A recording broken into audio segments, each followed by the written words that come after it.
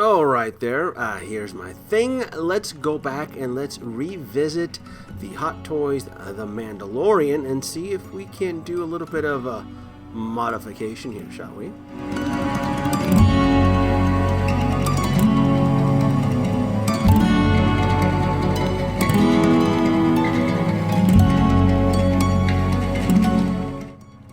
Why, hello folks, Danoby2 here. Thank you for joining me once again on another video. In this video, we are going to add a character, the child, to the existing Hot Toys Mandalorian. And the secret to this is the Hallmark Keepsake Christmas Ornament. That is right.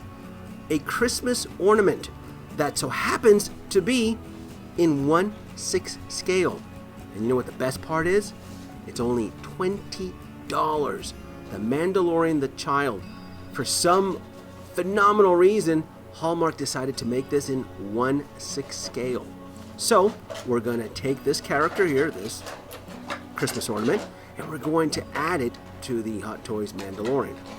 So let's go ahead and let's unbox this, and you can look at it for the value, for the scale, for the mold and the sculpt. This is a phenomenal buy. I'm going to tell you right now, I can promise you once this video is released, there's going to be a run on this. For 20 bucks, it's going to be next to hard to find. Don't waste your time. If you're watching this video, run to your nearest Hallmark Gold Crown store. Pick one up. $20. It is a steal. It is a great buy. The look, everything with this thing just rocks. And did I mention the best part? It's only $20. That's the best part.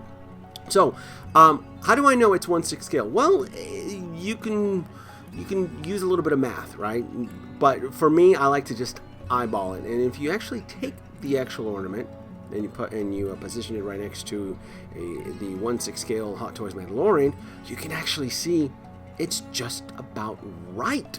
I'm like, oh, this is cool. This is very, very cool. So I want to get this thing positioned and posed right next to Mando, and I want to create the hover look. And the secret to that is that I'm going to need some attachments. I'm going to do a little bit of modification here. I'm going to do a little bit of drilling. So first thing I came up with is I'm going to use the base. I'm going to use the existing Mando base right here. I'm going to remove the crotch grabber on there. I'm going to use that peg hole right there.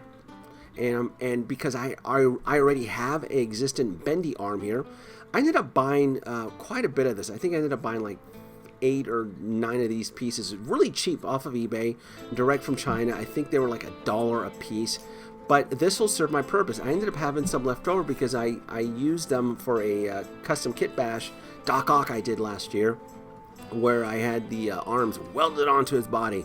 Because I love Dr. Octopus, and my little Kit Bash figure came out really, really good.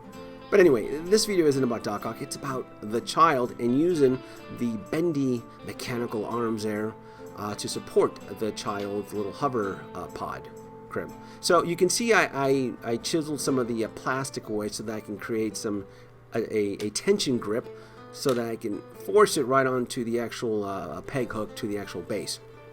After I did that, I got to clip off the light source. Use a pair of pliers, snip that right off, and you can kind of see the hole. And I kind of eyeballed it again with the actual drill bit. You can kind of see it looks good right there. And again, you can actually use whatever resources you have. This is what I have. This is the stuff that I had laying around. You want to make sure that you drill underneath the equatorial point, because if you shoot too high, you may end up going too soft. That's a no-no. So go right in the center. It's pretty hollow inside, so you can fill it up with hot glue or Elmer's glue or whatever. I'm going to try to use tension. I'm going to try to get the hole just right so that when I stick the mechanical arm inside of it, it'll support it. If it doesn't work, then I'll use some hot glue. But I think I can kind of force it in there, jimmy it in there, and have the tension keep it in place. And it's a little bit scuffed, but again, the actual pod has that worn, beat up look, so it's not going to matter. The whole idea is to create the illusion that the child is at Mando's side, and he's just waving, saying hello, how you doing, How are the kids? That's adorable. This is such a cute little Christmas ornament. But I'm going to neuter it. I'm not gonna.